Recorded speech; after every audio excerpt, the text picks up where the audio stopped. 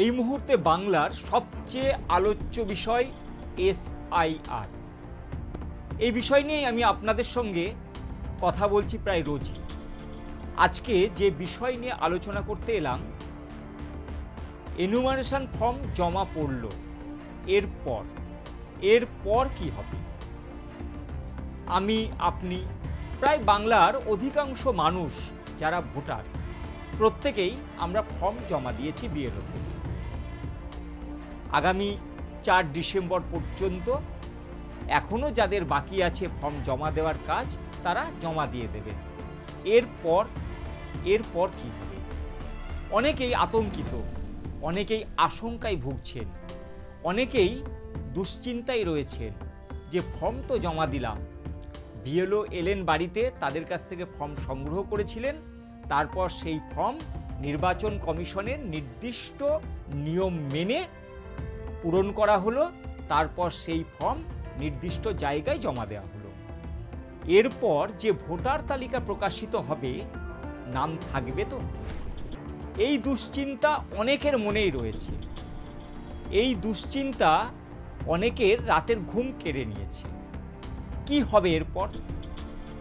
আমরা এর আগেই জানিয়েছিলাম যে 4 তারিখ অর্থাৎ 4 ডিসেম্বর এনুমারেশন ফর্ম জমা দেওয়ার শেষ দিন, আর 9 ডিসেম্বর একটা খসড়া ভোটার তালিকা প্রকাশিত হবে। অনেকেই প্রশ্ন করছেন যে ফর্ম তো জমা দিয়েছি, 9 তারিখের যে খসড়া ভোটার তালিকা প্রকাশিত হবে, সেই ভোটার তালিকায় নাম থাকবে তো? এই মুহূর্তে যে খবর নির্বাচন কমিশন সূত্রে আমরা জেনেছি, তাতে করে যত ফর্ম জমা পড়ছে, রাজ্যের প্রায় 8 কোটি ভোটার, নির্বাচন কমিশনের যারা বিএলওর দায়িত্ব পালন করেছেন, তারা এনুমারেশন ফর্ম বাড়ি বাড়ি পৌঁছে দিয়েছেন। নাগরিকরা সেই ফর্ম পূরণ করে নির্দিষ্ট জায়গায় জমা দিয়েছেন। যারা অনেকেই তারা দেখে নিয়েছেন তাদের ফর্ম নির্দিষ্ট জায়গায় জমা পড়েছে কিনা, কারণ কমিশনের যে ওয়েবসাইট, সেখানে একটা নির্দিষ্ট অপশানও রয়েছে যে প্রত্যেকে জেনে নিতে পারবেন যে তার ফর্মটা জমা পড়েছে কিনা, সেটাও অনেকেই দেখে নিয়েছেন। এখন প্রশ্ন, এখন আলোচনা যে এরপর কি হবে? নাম থাকবে তো ভোটার তালিকায়? এখানে কমিশন বলছে যে যাদের ফর্ম জমা পড়েছে, অর্থাৎ 4 ডিসেম্বর পর্যন্ত আরও যাদের ফর্ম জমা পড়বে, প্রত্যেকের নাম খসড়া ভোটার তালিকায় থাকবে।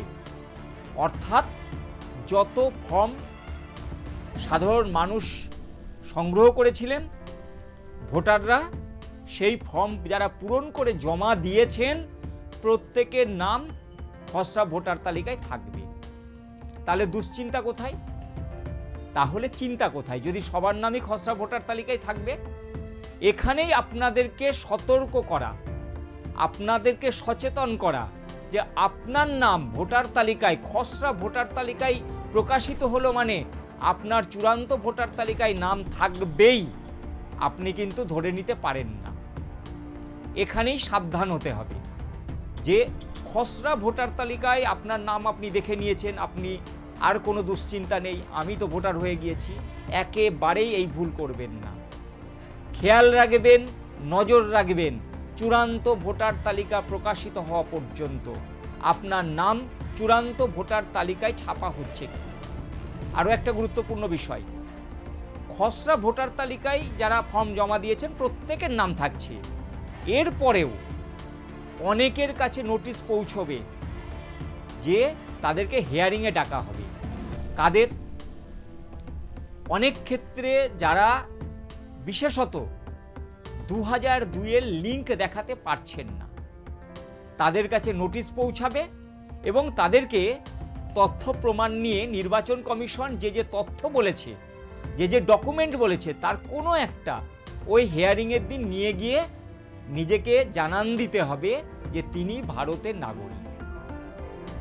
অর্থাৎ যাদের লিঙ্ক থাকছে না 2002-এর ভোটার তালিকার সঙ্গে, অর্থাৎ তার বাবা, মা কিংবা কোনো আত্মীয় স্বজনের 2002-এর ভোটার তালিকায় নাম ছিল না, সেক্ষেত্রে যিনি ফর্ম ফিল আপ করেছেন, সেক্ষেত্রে 2002-এর লিঙ্ক তিনি দেখাতে পারলেন না, তাকে নির্বাচন কমিশন যে ডকুমেন্টগুলো বলেছে তার কোনো একটা ডকুমেন্ট তাকে হিয়ারিংয়ে নিয়ে যেতে হবে, তাকে প্রমাণ করতে হবে তিনি ভারতবর্ষের নাগরিক। তাহলে এই খসড়া ভোটার তালিকায় কাদের নাম বাদ পড়ছে? যত এনুমেরেশন ফর্ম জমা পড়েছে প্রত্যেকের নাম খসড়া ভোটার তালিকায় যদি থাকে, তাহলে প্রথম লটেই বা এই খসড়া ভোটার তালিকা প্রকাশিত হওয়ার আগেই কাদের নাম বাদ পড়বে? এখনো পর্যন্ত যে খবর, তাতে করে মৃত ভোটার তাদের নাম থাকছে না। যেসব ভোটার দুবার করে নাম রয়েছে দু জায়গায়, তিনি দেখা যাচ্ছে যে কলকাতার ভোটার, আবার তিনি আর একটা জায়গার ভোটার, এরকম ভোটারদের নাম খসড়া ভোটার তালিকায় যে কোনো এক জায়গায় থাকবে। এই রকম ভোটারদের নাম বাদ পড়বে, মৃত ভোটার একটা বড় সংখ্যক বাদ পড়বে। এছাড়াও যাদের নাম দু জায়গায় রয়েছে, দুটি কেন্দ্রে রয়েছে, তাদের নাম একটি মাত্র কেন্দ্রে থাকবে। এই ধরনের ভোটারদের নাম বাদ পড়তে চলেছে প্রকাশিত হওয়া খসড়া ভোটার তালিকায়। আবারও মনে করিয়ে দিই, আগামী 9 ডিসেম্বর এই খসড়া ভোটার তালিকা প্রকাশিত হতে চলেছে, এবং তারপর যে ভোটাররা নতুন ভোটার, যারা একেবারেই তাদের নাম ভোটার তালিকায় ওঠেনি বা এই এনুমেরেশন ফর্মও তারা জমা দেননি, তারা কি করবেন? 6 নম্বর ফর্ম দেওয়া শুরু হবে।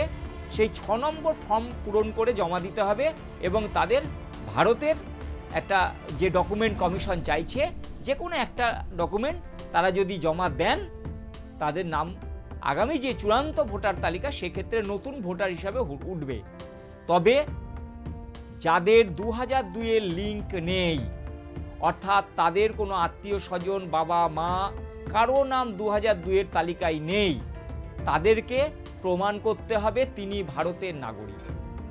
তারা যদি 2002-এর পরবর্তীতে বিভিন্ন নির্বাচনে অংশগ্রহণ করে থাকেও, সেটা তার এই ভোটার তালিকায় নাম তোলার ক্ষেত্রে সেটা কোনো ডকুমেন্ট হিসাবে কাজে লাগবে না। খুব কঠিন বিষয়। 2002 সালের পরবর্তীতে অনেক নির্বাচনে ভোট দিয়েছেন, তাদের ভোটাধিকারের মাধ্যমে তাদের সেই ভোটে নির্বাচিত হয়েছেন যারা আজকে সরকারে রয়েছেন, কেউ কেন্দ্রীয় সরকারে, কেউ রাজ্য সরকারে। তারা কিন্তু ভ্যালিড ভোটার নন যদি 2002-এর তালিকায় তাদের নাম না থাকে বা তাদের কোনো আত্মীয়ের নাম না থাকে। বাবা মা আত্মীয় স্বজন 2002-এর তালিকায় যদি নাম না থেকে থাকে, তারা 2002-এর পরবর্তীতে লোকসভা, বিধানসভা, পঞ্চায়েত, পুরসভা বিভিন্ন নির্বাচনে অংশ নিলেও তাদের নাম ভোটার তালিকায়, নতুন যে ভোটার তালিকা হবে, খসড়া ভোটার তালিকাতেও তাদের নাম থাকবে, কিন্তু পরবর্তীতে যে হিয়ারিং, সেই হিয়ারিংয়ে যদি তারা প্রমাণ দিতে না পারেন, তাহলে ভোটার তালিকা থেকে নাম বাদ যেতে পারে। আর এই জায়গাতেই বিভিন্ন ক্ষেত্র থেকে যে প্রতিবাদরা আসছে, মতুয়া সম্প্রদায়, নমশূদ্র সম্প্রদায়, উদ্বাস্তু যারা, তাদের ভোটাধিকার এই যে নির্বাচন কমিশনের যে নিয়ম বা নির্বাচন কমিশন যে বিভিন্ন ডকুমেন্ট দেখাতে বলছে, সেখানেই কি আটকে পড়বেন না? এই চিন্তা রয়ে গিয়েছে সেই সব মানুষদের যারা 2002-এর তালিকায় নাম নেই বা তাদের কোনো আত্মীয় স্বজনের নাম 2002-এর তালিকায় নেই। তারা কিন্তু গভীর সংকটের মুখে পড়তে পারেন, আশঙ্কা থেকেই যাচ্ছে। আজ এই পর্যন্ত, নমস্কার।